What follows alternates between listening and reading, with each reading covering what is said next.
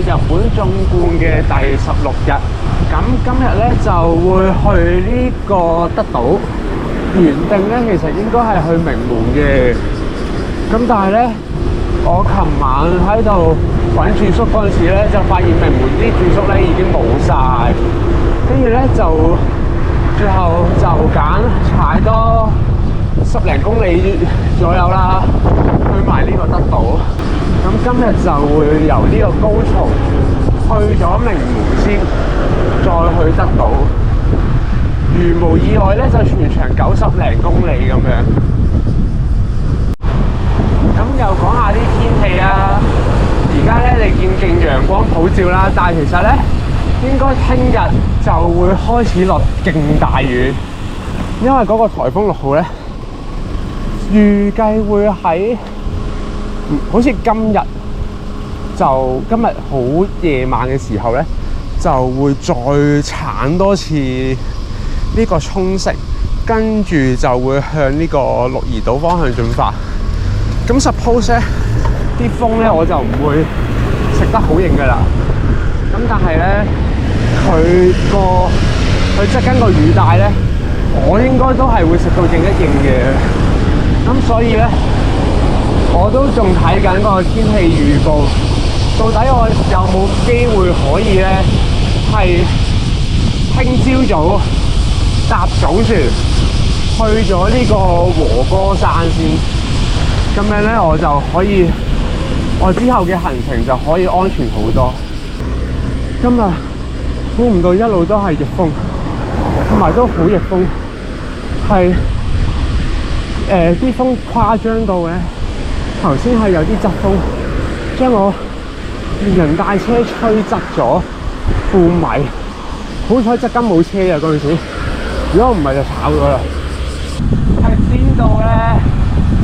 我好少可以專登落車要咁樣壓出去咯，我要留翻左右有啲空間俾我自己走盞啦。而家啲風太黐線啦，即係平時啱啱嗰啲落山嘅彎，踢住50幾咁落，真係完全未驚過。但係我相信我頭先快極都係30幾嘅啫。雖然大家咧就感受唔到我而家食嘅逆風食得有幾勁啦。但係咧，如果你可以如果畫面附近右前方有棵樹啦，嗰啲位置，跟住咧踩前多幾步俾你哋望下，我左邊度呢幾支旗啦，你睇下佢哋喐得幾犀利，你就知我一路食緊嘅逆風食得有幾型。A few moments later， 咁我啱啱都決定咗要改行程。就唔去呢個名門咯，直接去德島。因為我諗咁樣逆風食呢個逆風食落去咧，我真係唔夠力去完名門再去德島。講緊呢度全程90幾公里都係要食咁勁嘅逆風。而家改一改咧，就會少咗20公里左右。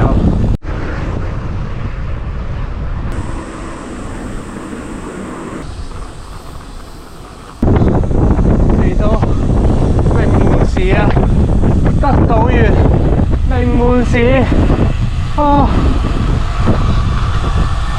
黐線好攰咯！點解40幾公里，我攰到好似踩咗60幾70咁樣？哇！黐線啲風。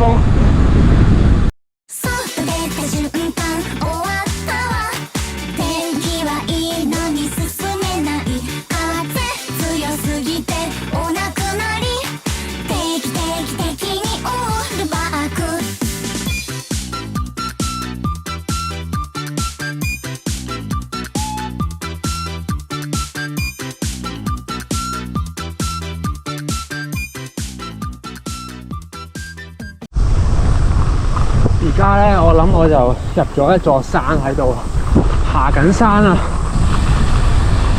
黐線！我頭先再碌馬標個地圖嚟睇咧，我前面有一紮臨入翻城市有一紮嘅髮夾彎，到底係發生咩事？好彩咧，臨出發之前佢專登做呢個上山嘅訓練。如果唔係咧，真係GG。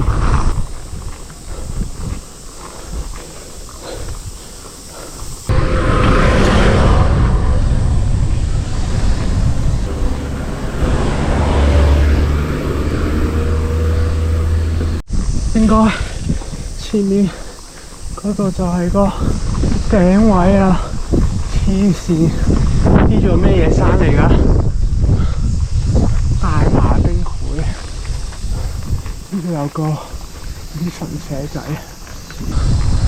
黐線，好攰啊！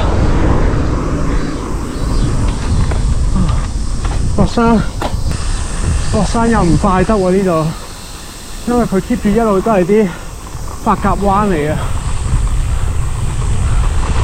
我真係完全睇唔到我前面有冇車嗰啲咁苦。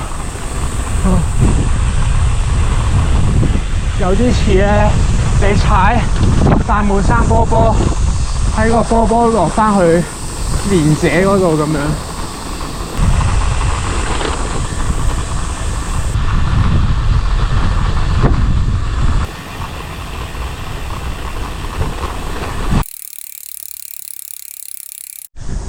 啱啱咧就總算叫爬完座山啦，咁就落下山咧，見到呢附近有個導資站喎，咁就去導資站補給下先啦。咁未入到嗱呢度咧係個導資站，咁喺導資站隔離咧有座好靚嘅 building，就啱啱睇啲水牌介紹咧，原來呢個係以前啲類似戰俘營啊嗰啲嘢咁樣，佢叫那烏陀嘅 German House 啊，名門嘅德國屋咁樣，類似咁嘅直譯啦。咁就佢係我諗佢應該係啲二戰時期咧，啲可能處理啲戰俘類似咁嘅地方啩。佢而家就佢變咗有個嗰啲音樂演奏廳咁樣。我見到前面有個水牌公仔係個指揮，呢度有咩第9交響樂曲全樂章演奏初演之地，就係呢個那烏陀嘅 German House。呢度有個半身像啦，再前啲又有個人像咁樣。喺門口行咗一陣咧，就發現呢個那烏陀嘅 German House 就要俾400 yen 入場嘅，咁就我都係放棄啦，慳翻呢400 yen，因為都不太感興趣啊。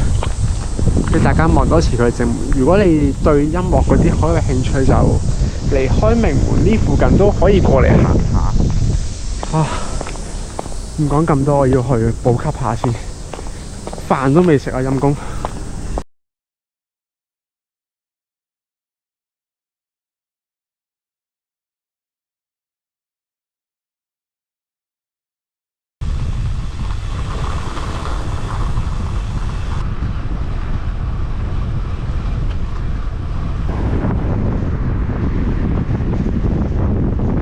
A few moments later， 前面咧 somewhere 就係我嘅住宿啦，終於捱到過嚟啦，好攰啊！黐線，今日真係攰到不得了。咁嚟到得到咧，頭先喺酒店就梳洗完一輪啦，就換翻套衫，就出嚟行下啦。咁都睇下有冇啲咩嘢食啦。其實我而家幾點啊？而家好似係下晝4點3左右。咁就我係仲未食晏㗎。我想講頭先一路無啦啦要踩多咗座山咧，跟住落到嚟見得翻好少距離啫喎。算啦，去咗酒店先再諗啦咁樣。結果就一路拖到而家都未食晏，就一路喺附近行下，就順便睇下附近有冇嘢食啦。咁喺呢個德島附近，即係市中心附近啦，一路行啦，就見到咧，其實幾多鋪都執咗喎。我俾大家望下咧，對面巴士啱啱借邊，對面呢度咧，佢以前係條商店街嚟嘅。咁就你見佢其實個頂都爛晒、閂晒曬喎，側跟啲樓咧又係類似咁樣，跟住勁多鋪都落晒閘啊咁樣。頭先去另外一條商店街咧，又係咁樣喎，即係啲鋪應該我諗最多都係開咗1成左右啦。咁勁多鋪望落去應該真係執咗唔再做。佢有啲係直情勁大個鋪位咧，都黐咗張紙喺度，先話我哋就終止結業啦咁樣。都唔知係咪因為呢幾年肺炎個疫情影響到咧啲旅遊業咁樣，所以就商店街都冇晒嘢睇。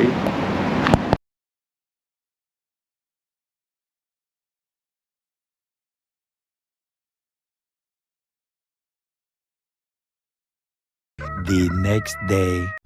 早晨，今日就係呢個偷懶之日，日本縱貫之旅嘅第17日。咁樣俾大家睇下我手上攞住啲咩先。我手上攞住咗2張船飛。我今日呢就會由呢個由呢個德島就坐船去呢個和歌山啦。咁坐船過去和歌山呢，如果你好似我咁樣帶住單車旅行啦，你個人同你架車呢都要買飛嘅。咁就行翻去售票處俾大家望下，佢呢度係有個船期表啦，有個收費表。咁我個人咧就2200 yen， 攞好啲部機先，係啦。我個人咧就2200 yen 啦，部單車就1600 yen 咁樣。咁 total 咧就4400 yen 係啦。咁我哇好重啊架車，係啦。咁樣咧，我咧就嚟緊就搭呢個10點55分嘅船啦。咁應該都仲有好耐嘅時間。咁所以我就而家擺低部單車先，咁入去佢個休息室度唞下先。想講我太早嚟到，佢呢度啲鋪頭都未開，準備緊開門，啱啱開工啫人哋。呢度就係佢個 lobby 位啦，咁正常咧你就應該喺呢度買飛嘅。行過少少先，係呢度買飛，跟住咧就有條樓梯俾你上去上一層度坐船咁樣。但係因為我就帶住咗架單車啦，咁所以我就唔喺呢度上船，我要跟啲車一齊上船嘅陣間。咁頭先同大家睇咗入面係碼頭，入面係點啦？而家就睇下外面啦。其實呢度呢，就係佢個碼頭。我頭先嚟到呢度呢，比較離遠望呢，都覺得有少少殘舊啊。仲諗一陣係咪真係呢度呢？咁樣，跟住見到啲字啊，係真係呢度啦。咁你如果係揸車或者好似我咁踩單車過嚟呢，你入嚟嗰陣時呢，佢會有水牌呢，指住叫你去邊度買飛嘅。咁就沿住呢度有條路啦，跟住呢，就一路走過去，就係買飛嘅地方。咁如果你淨係得個人嘅話呢，就直接嚟碼頭入面買飛就 OK 噶啦。咁佢出面都仲有個停車場咁樣，都比較簡單嘅碼頭嚟嘅，比我想象中。佢再前啲呢，有分咩車係用咩線去上船咁樣嘅。OK， 咁樣呢。你見到啦，前面有堆私家車已經排緊隊啦。我入嗰條線咧就仲未有車排嘅，我係8號線。隻船咧，佢船台就係咁樣打開啊，原來跟住就開台閘，就俾啲車上船，好得意啊！開晒啦，開晒個外蓋啦，跟住就放台閘出嚟，應該就。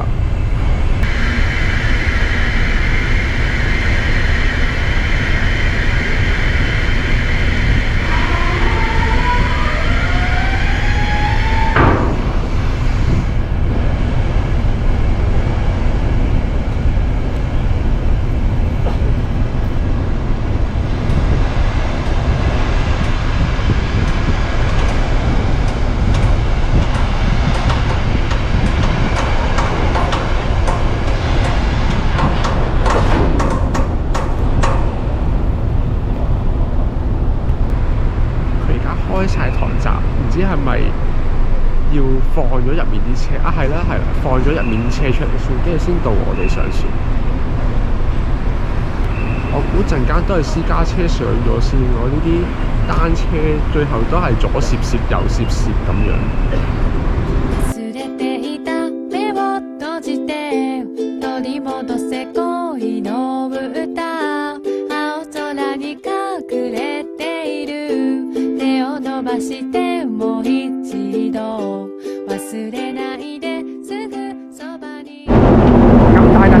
咗船之後咧，佢啲船員咧幫我將架單車就固定好咗喺牆邊，咁佢就有幫我落繩啦，有落 chalk 啦，跟住最貼心嘅就係佢有幫我攝塊布喺側跟啊！我真係完全估唔到佢隨時仲射架車俾我，即係俾我近時我架車。好啦，上船艙，呢度就係個甲板位，咁就我哋直行咧就可以去呢個客艙啦。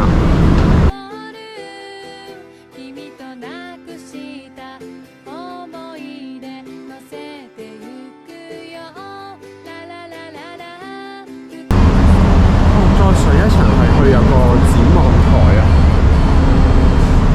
上去望下先。趁而家應該未有人，哇哦，好靚啊！陣間上嚟睇應該仲靚咯。前面咧就係佢個 cockpit 啊，即係佢個駕駛艙個位啊。落翻去先。入到嚟下層船艙就有啲廁所啦，啲軟座位啦，哺乳室啊嗰啲嘢係啦。軟座位聽聞要加錢先可以坐，嗰啲指定席嚟嘅。咁我哋就坐前面嗰堆一般席。哇！呢度佢有好多vending machine， 有個嗰啲拉花機。我哋就係坐呢啲，是但揾個位坐，跟住就。而家隻船就啱啱開船啦，慢慢褪緊出去碼頭啊。後面咧就係我哋上船個碼頭位啦。而家就已經喺個海上面出發去和歌山啦。四國，拜拜，拜拜四國。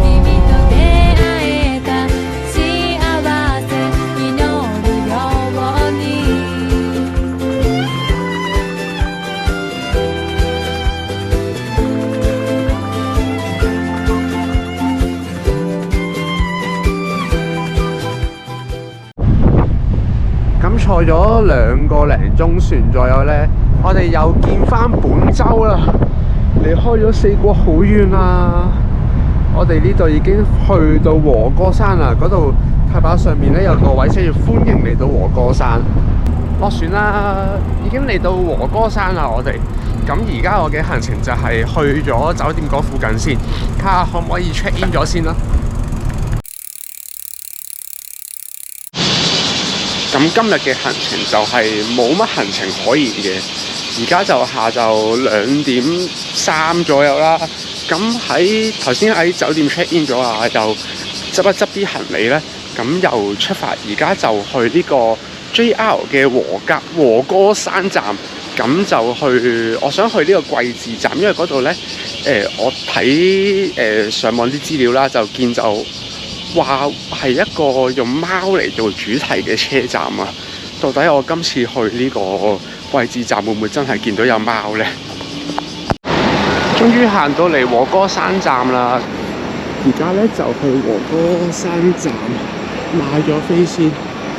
我印象中買 JR 啲飛係有點兒麻煩同複雜嘅，所以我都係過去買咗飛先。我驚我唔識搞。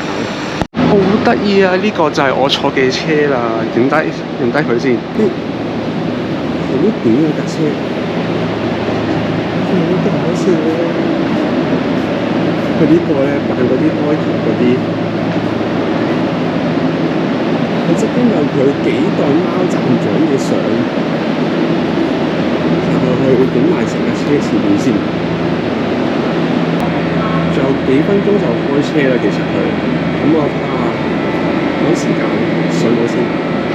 呢啲入面都好靚啊！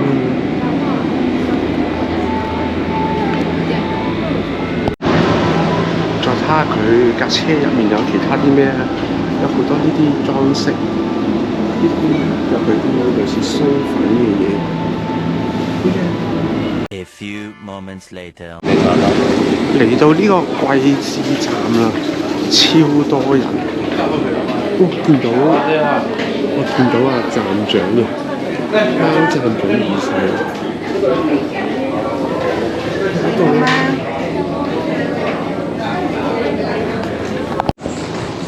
咁呢呢度就係呢個桂枝站嘅正門，咁俾大家望下。其實佢呢度咧，我哋行中間啲嚟睇啦，你會見到其實都係一隻貓嘅樣咁樣，兩隻眼啦，跟住一個口咁樣。佢一邊咧係咖啡啦，坐滿晒人啦，我見入面。呢邊有間鋪頭賣啲酥粉咁樣，其實好肚餓，我真係未食飯。我原本諗住入咖啡食嘢，但係遮住咗添。原本諗住入咖啡食嘢，但係就太多人啦，黐線。而家就去翻呢個桂枝站嘅月台啊，咁其實都幾推介大家咧。如果要嚟呢度咧，你一落車嗰下就唔好跟啲人一窩蜂咁樣即係去影貓啊嗰啲，因為成堆人係會攏住一齊影啊嗰啲，咁你又可能排隊排好耐。你不妨喺附近兜下圈，求其影幾張相先，咁等翻可能10零分鐘，咁你翻去咧隻貓嗰度咧，就應該少咗好多人排隊㗎啦。呢個桂枝車站咧，咁樣啦，一個好細嘅月台仔，佢側跟咧有得俾你掛啲繪馬嗰啲嘢。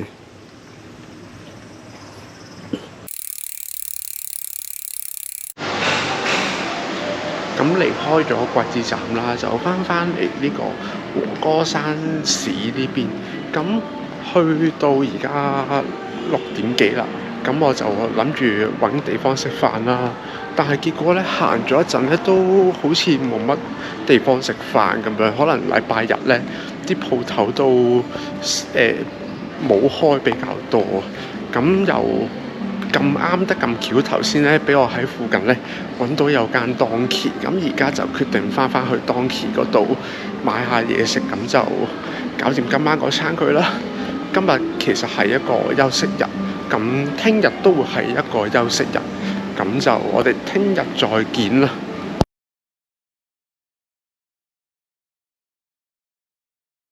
終於連4國嘅行程都完埋啦，咁翻到去本州呢，我呢個日本單車之旅嘅第一階段呢，就終於完咗啦。之後呢，就係會開始第2階段啦。